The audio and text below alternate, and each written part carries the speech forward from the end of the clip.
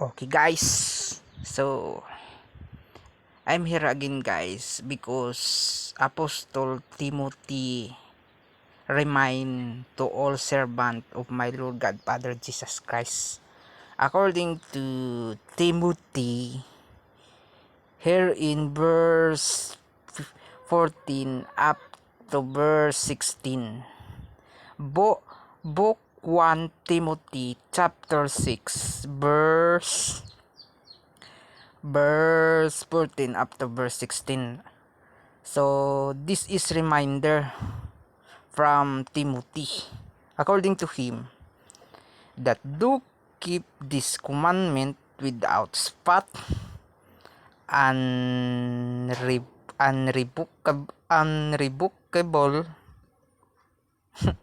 until the appearing of our Lord Jesus Christ, which in his time he shall show who is the bliss and only potentate, the King of kings and Lords of lords, who only hath immortality, dwelling in the light which no man can approach unto, whom no man hath seen nor can see, to whom be honor and power everlasting.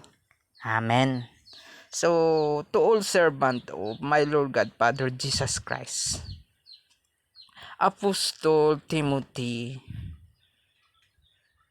remind to all servants to keep this commandment without spot, unrevocable, unrevocable,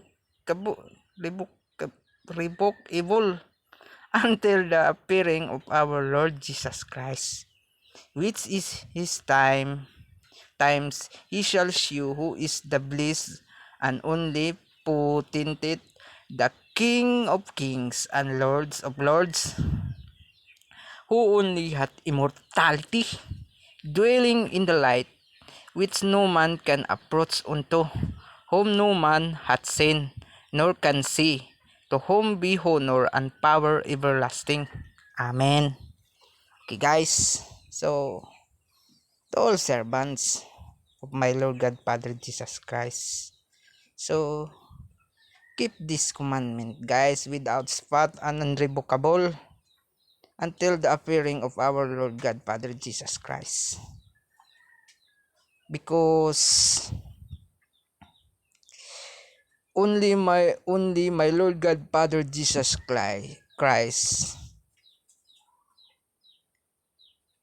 only my Lord God Father Jesus Christ, who only hath immortality, dwelling in the light which no man can approach unto, whom no man hath seen nor can say, to whom be honor and power everlasting. Amen. Amen. So take your cross guys until the appearing of my Lord God Father Jesus Christ. Keep this commandment without spot, unrevocable. So this is reminder from Timothy. And remember always guys, only Jesus Christ, who only hath immortality, dwelling in the light which no man can approach unto, whom no man hath seen nor can see, to whom be honor and power everlasting.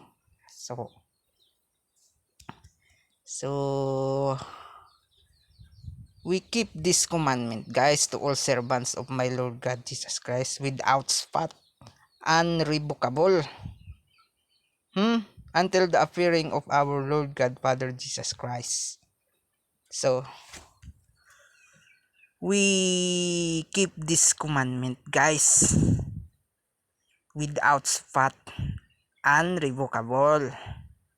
So if you truly servant of my Lord God Father Jesus Christ, take your cross every day, sacrifice yourself, sacrifice the laws of this world, the treasure of this world, because that is the root of all sins, guys. To who dreaming to become, to dreaming to become rich and rich, so that is the root of all sins. So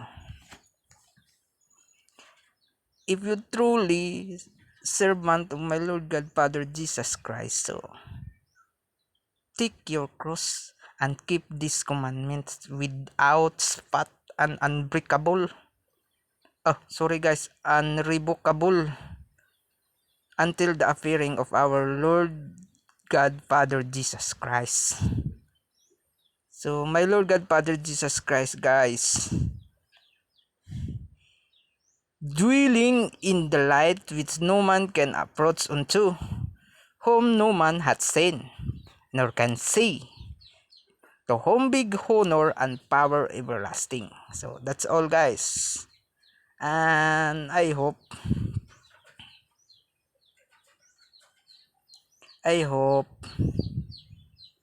you keep these commandments to all servants. But if you follow the treasure of this word, so I have no authority to hold your choices. It's your own decision. So goodbye. But to all servant of my Lord God Father Jesus Christ, so take your cross and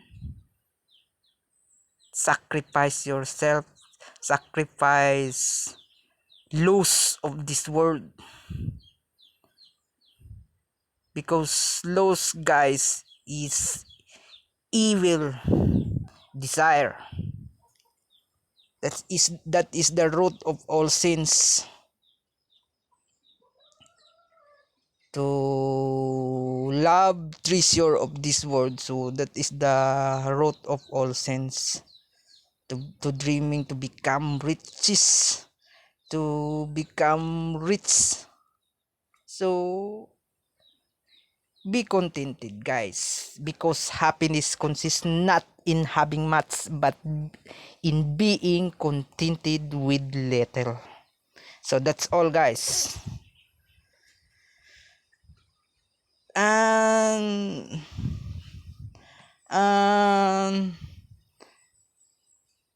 don't allow sin overmanage your mind, guys, because if you allow sins overmanage your mind, so that is deadly, guys.